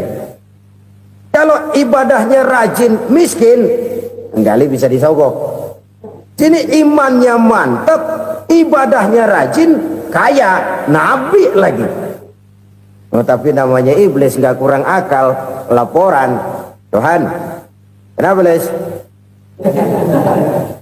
Ya ini bahasa saya, bahasa Qurannya sih nggak gitu. Itu hambamu yang namanya Ayub, dia rajin ibadah cuma karena dikasih kaya aja. Coba kasih miskin dia, berhenti dia sembahyang. Ah, kamu bisa aja. Saya tahu Ayub itu hambaku yang ikhlas. Saya buktiin Tuhan, silahkan. Dibuktiin lah, iblis turun ke alamin. Yang mula-mula dia lakukan, dia rusak sawah ladang Nabi Ayub. Dia binasakan binatang ternak Nabi Ayub. Sehingga dalam waktu singkat, jatuhlah Nabi Ayub dari orang paling kaya jadi orang paling miskin. Beliau masih ibadah di mihrab dalam masjid. Datang iblis. Saudara Ayub, ya, lagi ngapain? Ibadah. Nyembah Allah, nyembah Allah. Oh, percuma. Kenapa? Tuhan yang ente sembah nih, dia udah bikin miskin ente. Sawah ladang ente hancur lebur, binatang ternak binasa. Sekarang ente jadi orang paling miskin. Ngapain nyembah Tuhan kayak begitu? Tekor. Udah berhenti dah ibadah, berhenti ibadah. Ini iblis sama Tuhan laporannya lain, yang dikerjakan kepada Nabi Ayub juga lain. Benar begitu iblis kata Nabi Ayub? Iya, sawah ladang saya habis, buras. Binatang ternak saya binasa, binasa. Saya miskin, bangpak. Apa jawab Nabi Ayub? Bukan innalillahi, ya ini hebat. Alhamdulillahillazi a'tani wa akhza minni. Segala puji bagi Allah yang telah memberikan harta kepada saya dan sekarang mengambilnya lagi. Alhamdulillah. Allah yang ngasih, Allah yang ambil. Itu mah urusan Allah. Iblis cuman ibadah jalan terus, sujud lagi Nabi Ayub. Iblis seleher gondok banget. Dasar Nabi nggak mempan dia apa-apain. Miskin malah alhamdulillah, Allah yang ngasih, Allah yang ngambil. Jadi kalau kita tidak komit, kita tidak terikat kepada kaya, miskin, senang, susah, apa yang bisa bikin kita susah? Jadikan kekayaan, kemiskinan, jadikan senang susah sebagai anak buah yang bisa kita atur. Jangan kekayaan ngatur kita, jangan kemiskinan ngatur kita. Kita yang harus mengatur mereka. Senang susah, kaya, miskin, bahagia, sengsara, jadikan itu anak buah yang bisa kita atur. Kalau sekarang kita kaya, lain saat boleh jadi kita miskin, semiskin-miskinnya. Allah yang ngasih, Allah yang ngambil. Tenaga mana yang bisa menghalangi? Ibadah jalan terus. Iblis makin gondok. Dasar nabi loh. Akhirnya apa? Nabi Ayub dikerjain, diberikan penyakit. Demikian fatal penyakitnya. Bayangin, udah miskin sakit. Masya Allah. Miskin sakit. Sakitnya nggak lama, kira-kira 16 tahun. Istrinya 3, 2 mental minta ceraiin. Ngerawatin laki bengek begini. Senang belum tentu, susah udah pasti nih. Cerai aja, cerai dah. Cerai. Tinggal satu Siti Rahmah yang setia menemani beliau. Sesetia-setianya hati perempuan. Satu saat Siti Rahmah bilang, "Bang, iya, abang kan Nabi, Bang. Lalu, namanya Nabi kan doanya jarang meleset, Bang. Maksud kamu minta kenapa sih sama Tuhan biar abang sembuh baik dah, Bang?" Siti Rahmah, "Iya. Saya sakit berapa tahun sih dah? 16 tahun, Bang. Sebelum ini saya sehat berapa tahun? Ya kira-kira 60 tahun, Bang. Nah, coba ente banding-bandingin, Rahmah. Saya dikasih sehat 60 tahun, dikasih sakit 16 tahun. Sudah nggak sabar mau doa kepada Allah minta sembuh. Saya malu kepada Allah. Diuji dengan yang luar biasa seperti ini, tidak mengganggu stabilitas kehambaannya. Dia tetap menghamba kepada Allah Subhanahu wa ta'ala. Saudara-saudara kaum muslimin rahimakumullah, kunci menghadapi kesulitan itu apa? Allah jelaskan dalam satu ayat, wa basyiris sabirin alladzina iza asabathum musibah qalu inna lillahi wa inna ilaihi raji'un. Gembirakan orang-orang yang sabar. Siapa mereka itu? Yang apabila mendapat musibah mereka kembali kepada keyakinan dasar, segalanya dari Allah dan segalanya akan kembali kepada Allah. Ini konsepsi dasar dari sikap muslim dalam menghadapi berbagai kesulitan. Segalanya dari Allah, segalanya akan kembali kepada Allah. Kalau ini sudah kondisi dasarnya, maka kita akan lapang menghadapi kenyataan bagaimanapun pahitnya. Apakah itu namanya miskin, apakah itu namanya sakit, bahkan maut sekalipun.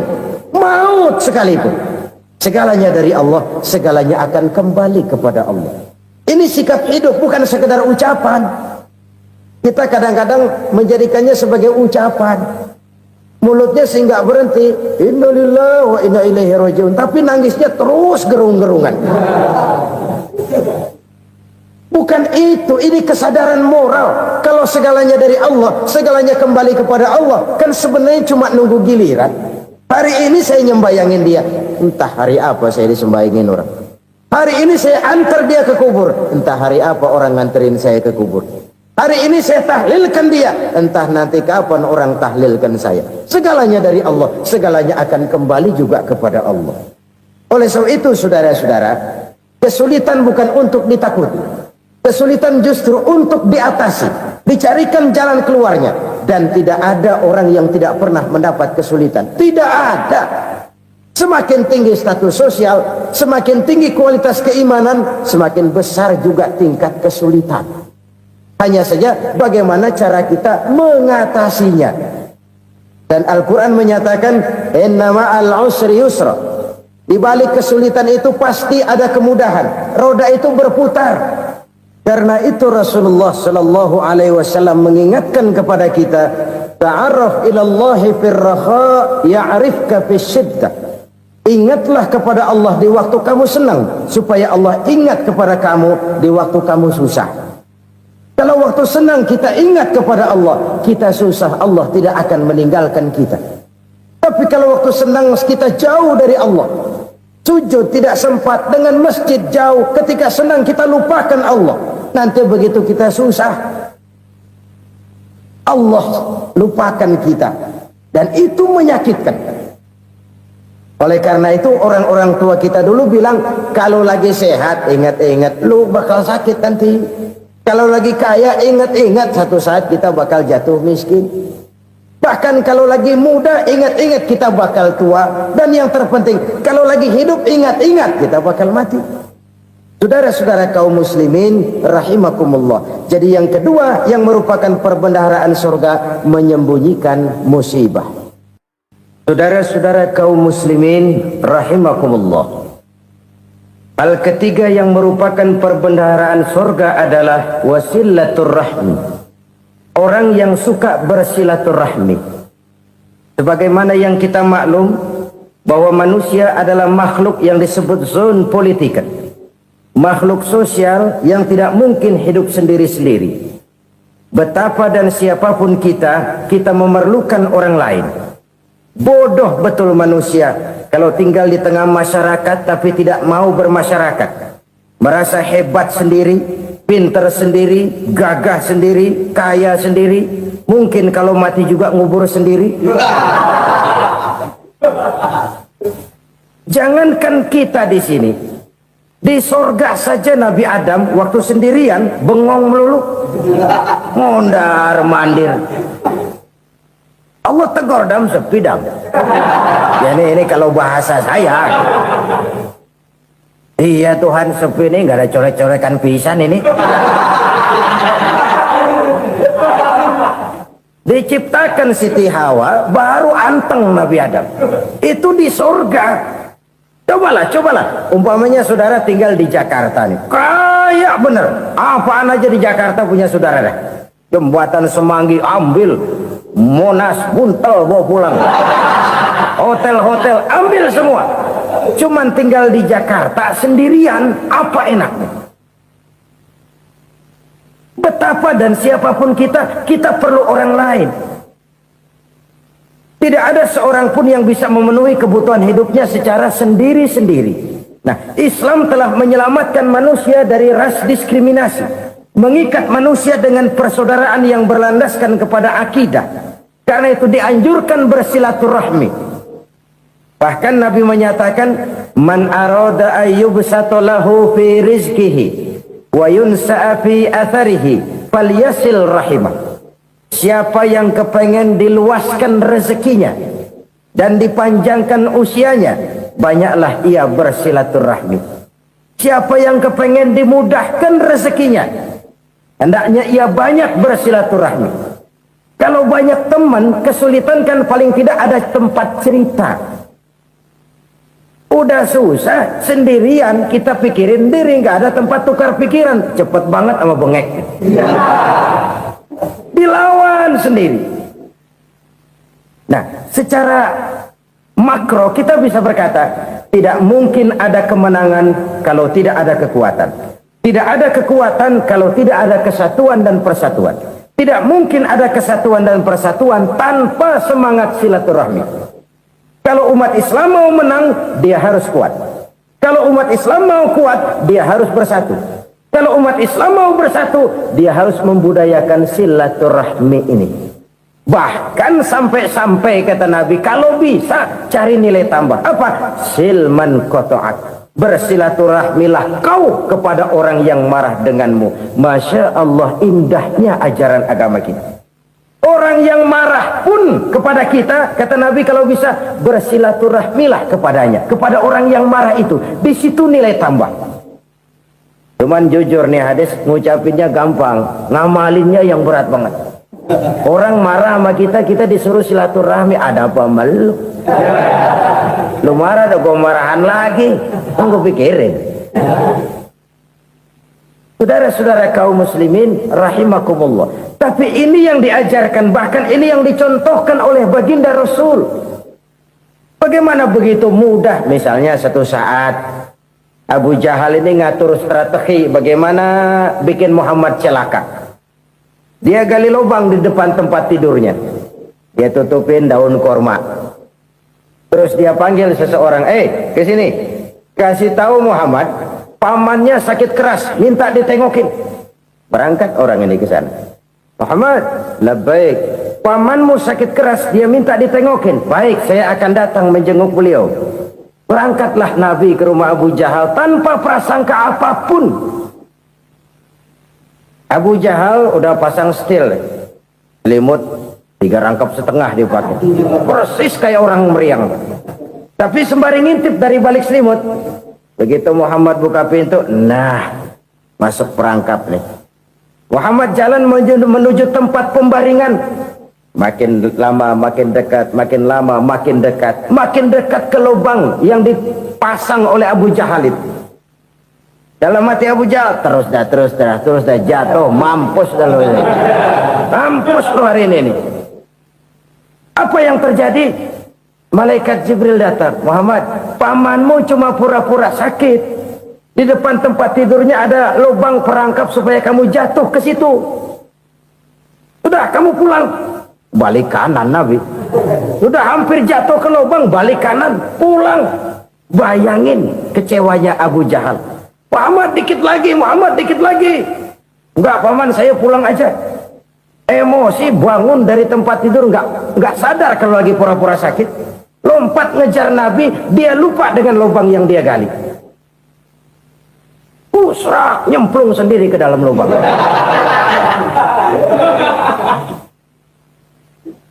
Nabi terus berlalu. Ini terjadi keanehan. Jatuh ke lubang yang dia gali itu sebenarnya nggak terlalu dalam ya, antara 3-4 meteran lah. Tolong saya jatuh ke lubang ini. Datanglah pelayan-pelayannya itu. Angkat saya dari sini. Oh, yang ngulurin tambang. Satu gulung, belum juga nyampe itu tambang. Kurang, beli lagi ke warung. Sambung, ulur lagi, nggak juga bisa sampai. Wah, ini kerjaan Muhammad ini. Tolong, siapa salah seorang kamu ke rumah Muhammad, kasih tahu encangnya kecebur. Minta ditolongin. Sampaikan kepada Rasul. Kenapa? Pamanmu jatuh ke lubang, Muhammad minta tolong diangkatin. Tambang udah nyambung-nyambung nggak nyampe juga. Ya, nanti saya datang, saya tolong. Coba. Nyata-nyata orang berniat jahat mau mencelakakan dia. Datang dia menolong. Ini yang disebut air tuba dibalas air susu ya ini. Bukan sebaliknya. Air tuba dibalas air susu. Paman, kecebur ya? Iya Muhammad, tolong ini. Pegang tangan saya. Nabi ulurkan tangannya. Nyampe. Dipegang oleh Abu Jahal. Diangkat ke atas. Sampai atas. Apa kata Abu Jahal? Sihirmu memang hebat Muhammad. Udah ditolongin dikata sihir. Yang enak kita kemplang kan itu orang begitu. Urusan apa? Tapi inilah akhlak. Kalau bisa kamu bersilaturahmilah dengan orang yang marah kepadamu sekalipun. Orang marah kita tetap baik. So, kalau kita berbuat baik sama orang yang memang baik, rasanya sih biasa-biasa aja. Orang baik kita baik lagi, ya draw aja, belum ada nilai tambah di situ. Baru ada nilai tambah kalau kita bisa berbuat baik kepada orang yang nyakitin kita. Itu namanya kita setingkat di atas dia. Dia sakitin kita, kita berbuat baik sama dia. Dia pelit sama kita, kita baik sama dia. Dia marahin kita, kita deketin dia. Di situ kita punya nilai tambah. Jadi siapa yang ingin diluaskan rezekinya kata Nabi dan dipanjangkan umurnya, hendaklah ia banyak-banyak bersilaturahmi. Sederhana sebenarnya silaturahmi, tapi silaturahmi membangkitkan semangat kesatuan dan persatuan. Kesatuan dan persatuan melahirkan kekuatan. Dalam matematika 1 ditambah 1 pasti 2. Tapi di tengah masyarakat 1 orang takut ditambah 1 orang takut, hasilnya jadi 2 orang setengah berani. Kenapa setengah berani? Karena udah berdua. Tadi pan takut sendirian.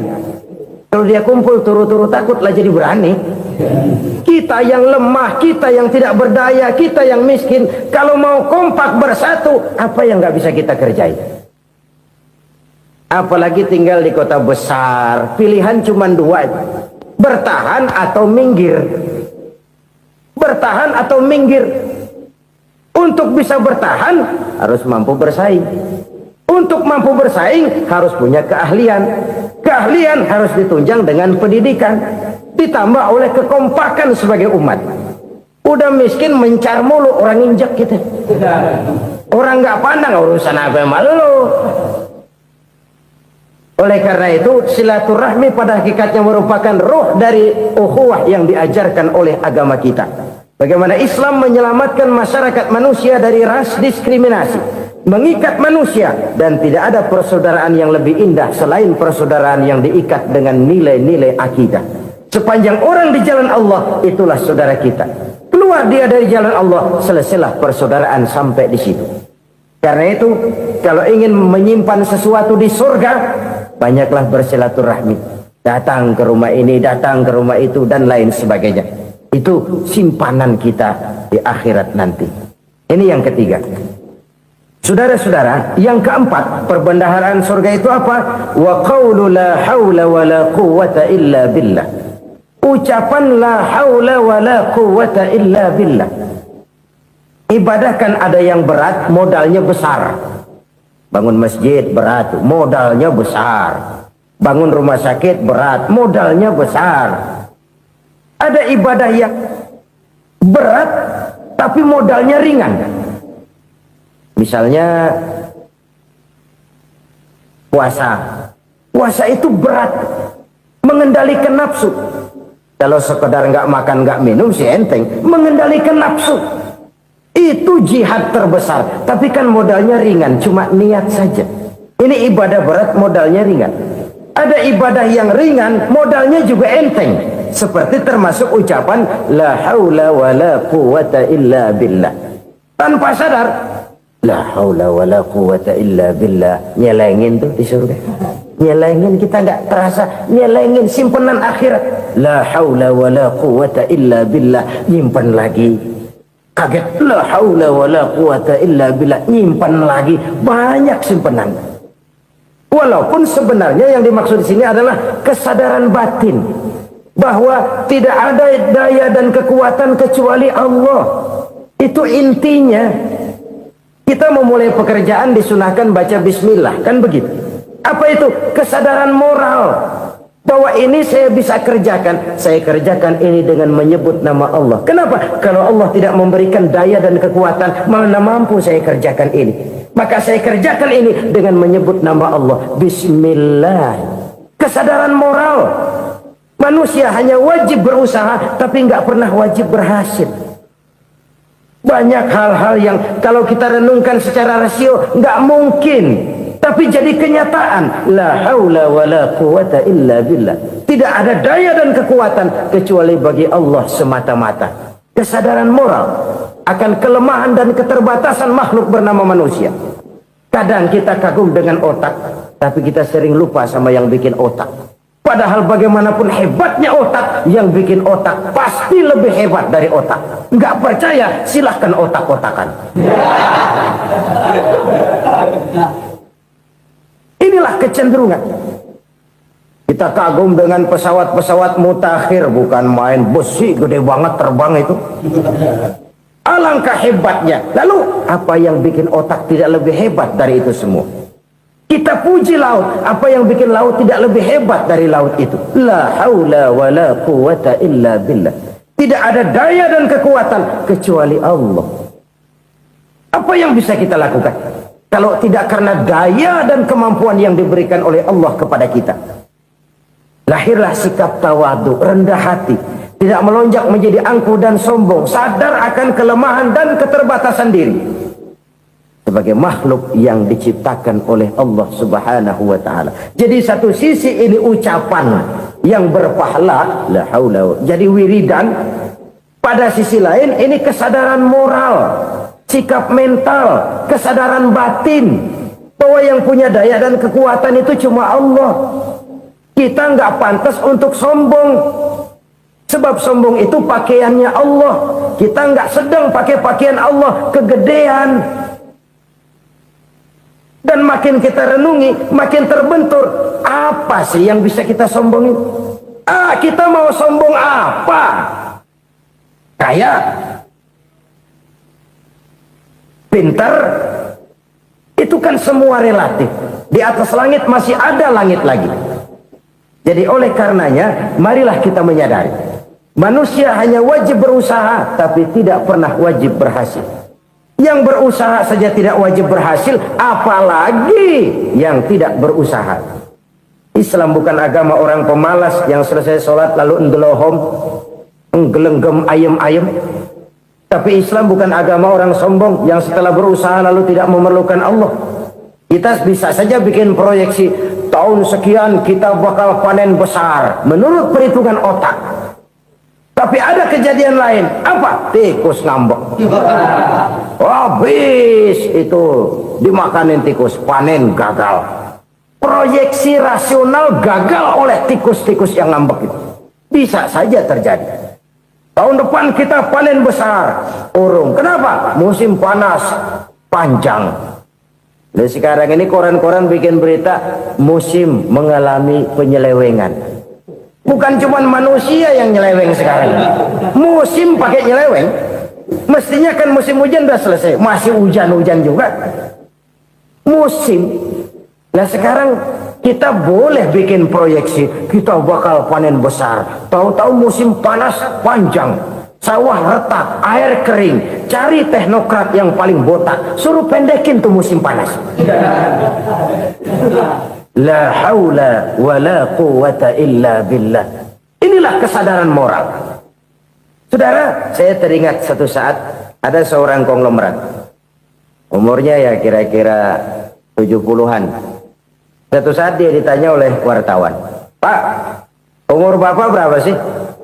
"Ya paling 10 tahun." 10 tahun? 10 tahun? Anak Bapak berapa orang? Satu saja?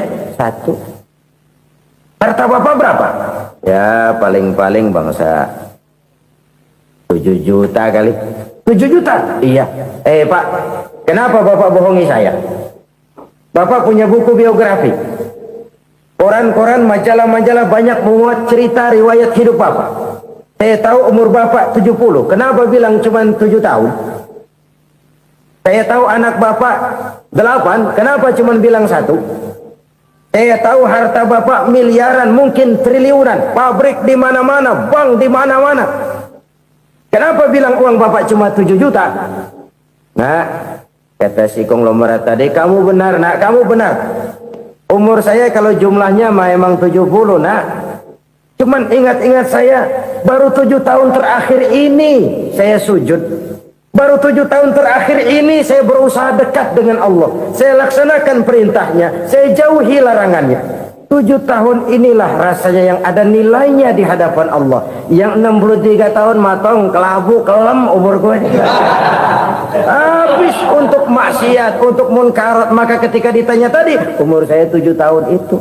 Oh begitu Pak. Oh iya. Lalu anak Pak, anak Bapak kan 8. Kenapa bilang cuma 1? Nah, kalau jumlah hitungannya memang anak saya 8. Tapi dari 8 orang ini rasanya cuma 1 nih yang bakal jadi buah hati, belahan jantung, pelanjut cerita, penerus sejarah, bakal jadi anak soleh yang akan mendoakan saya. Cuman 1 rasanya anak saya ini yang bakal jadi buah hati saya, besar-besaran saya, yang akan mendoakan di kubur saya, yang akan mendoakan di akhirat saya. Yang 7 orang mana? Masya Allah, yang 1 tenggeng, yang 1 nyekek botol mulu, yang 1 nggak karu-karuan. Makanya saya bilang 1 anak saya yang akan bisa mendoakan saya. Oh begitu Pak. Iya. Nah harta Pak, harta Bapak kan triliunan. Pabrik Bapak di mana-mana.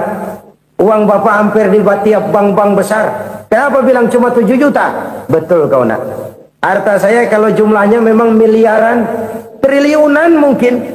Tapi yang saya ingat baru 7 juta tuh yang saya belanjakan di jalan Allah. Saya nyumbang masjid, saya santuni yatim piatu, saya bantu pembangunan pesantren, saya bantu pembangunan rumah sakit Islam.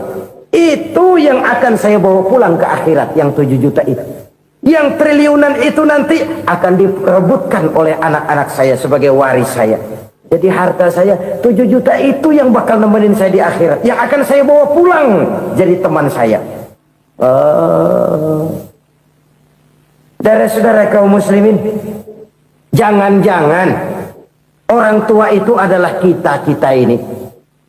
Jangan-jangan kita ini adalah orang tua itu. Jangan-jangan itu potret dari diri kita masing-masing. Dari sekian umur yang diberikan Allah, berapa tahun yang ada nilainya di hadapan Allah?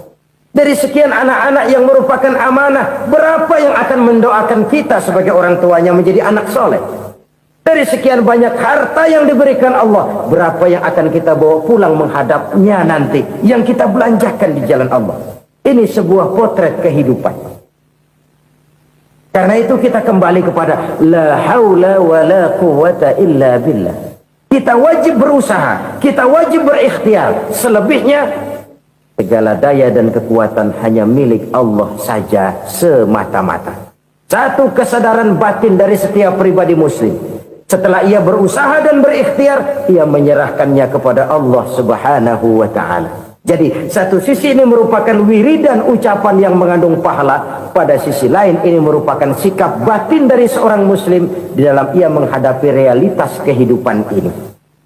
Saudara-saudara kaum muslimin rahimakumullah, kalau ini kita jadikan satu basis kehidupan, maka ini akan menyelamatkan manusia dari kemungkinan tergelincir menjadi orang yang lupa diri dan lupa darat. Sebab itu Imamul Ghazali berpesan, jaddidis safinah fa innal bahra amiq wa khuziz zad fa inna safara ba'id wa khaffifil hamla fa innal hamla sadid. Perbarui selalu kapalmu karena lautan sangat dalam. Bawa bekal yang banyak karena perjalanan ini sangat jauh. Ringankan beban karena kebanyakan beban akan menyakitkan. Alangkah indah kalimat ini, alangkah dalam makna yang terkandung di sana. Perbarui selalu kapalmu karena lautan sangat dalam. Apa artinya ini? Jaga mentalmu baik-baik. Pelihara imanmu baik-baik karena hidup penuh cobaan seperti lautan. Kita kalau berlayar di lautan kan kadang-kadang tenang, angin bertiup sepoi-sepoi basah. Jika malam datang, bintang gemintang bertabur menghias cakrawala. Rembulan memantulkan sinarnya dengan indah. Dalam keadaan begitu berlayar enak. Tapi lain saat ombak menggunung, halilintar menyambar, angin topan bertiup. Berapa banyak sudah saudara-saudara kita yang tenggelam di lautan dunia tanpa sadar bahwa dia belum sampai kepada pantai yang akan dituju. Berapa banyak sudah saudara-saudara kita yang tenggelam di lautan dunia ini tanpa sempat bangkit lagi. Dia menyangka sudah sampai kepada tujuannya. Hati-hati kapal jangan sampai bocor karena lautan sangat dalam. Iman ini jaga baik-baik karena hidup penuh dengan ujian. Wa khuziz zad fa inna safara ba'id. Bawa bekal yang banyak karena perjalanan sangat jauh. Saudara mau ke Bandung, bawa duit. Saudara mau ke Surabaya, banyakan lagi duitnya. Saudara mau ke Mekah, gepokan, iketan tuh duit nggak lembaran lagi. Makin jauh perjalanan, makin banyak bekal yang harus kita bawa. Kalau saudara dari Jakarta mau ke Surabaya, kagak bawa duit berangkat juga, itu sih bukan berani namanya, nekat. Sampai Surabaya belum tentu, sengsara di jalan udah pasti. Kenapa? Nggak bawa bekal berangkat. Sama juga kita nih, misalnya belum sempat sembahyang, mati. Waduh, berani banget orang. Belum punya bekal, mati. Sengsara di jalan. Atau bekal tidak cukup. Dari Jakarta saudara mau ke Surabaya, bawa duit 500 perak. Paling jauh Cikampek nyampenya itu. Paling jauh itu.